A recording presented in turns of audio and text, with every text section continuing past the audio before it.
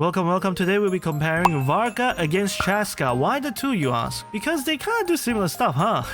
They are both animal units that infuse the elements with their teammates in their attacks. So the question is, if you have a Chasca, do you really need a Varka? I will be pitting Varka's premium Cryo team against Chasca Bineffa core team. This is because I don't have Durin, and I feel like Varka's performance would be not as good without Durin.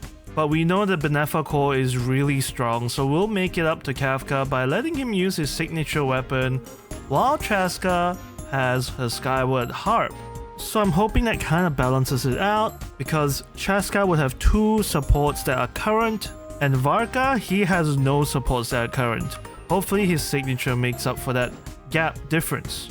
Okay, here we go. We're gonna start off with Venti Q.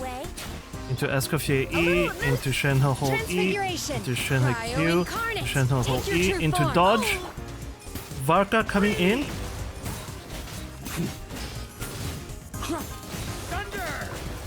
Into the ult.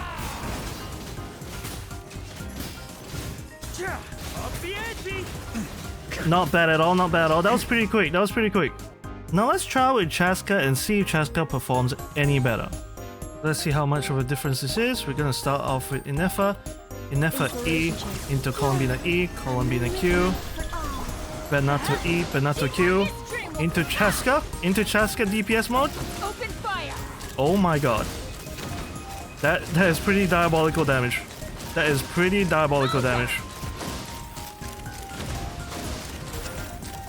Oh my god.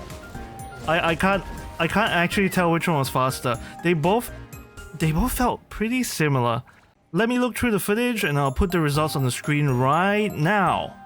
So the results are kind of unexpected. Varka actually took a longer time than Chasca. Now there are probably a lot of reasons to this. I don't have Durin and I can't run his premium pyro team, which would be able to out DPS Chasca maybe.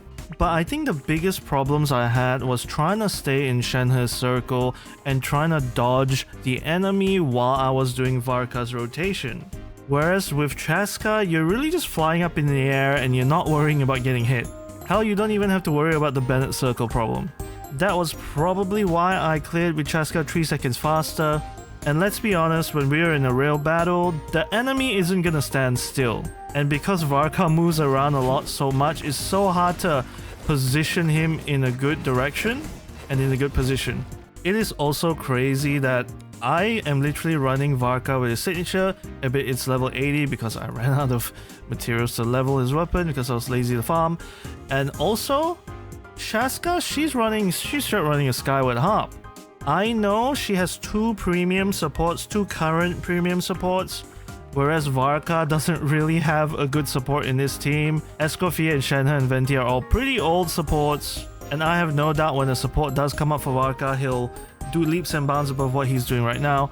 But it's crazy to me how Chasca, a DPS from Natlan, is outdoing my Varka premium Cryo team with a Skyward Harp. She doesn't even have a signature weapon, while Varka has his signature weapon. So until Varka has better supports, I would say if you have a leveled up Chasca or pretty invested in Chasca, I actually would not recommend you pull for Varka. Of course, if you like the character and you're pulling for husbandry reasons, there is, like me of course, then there is no way that you're not pulling Varka. He's literally the grandmaster of Mondstadt, and I mean look at him. I also found him really fun to play, a lot more fun than Chasca, so there's that as well. And I'll be going into the character builds in the next section of the video starting right now.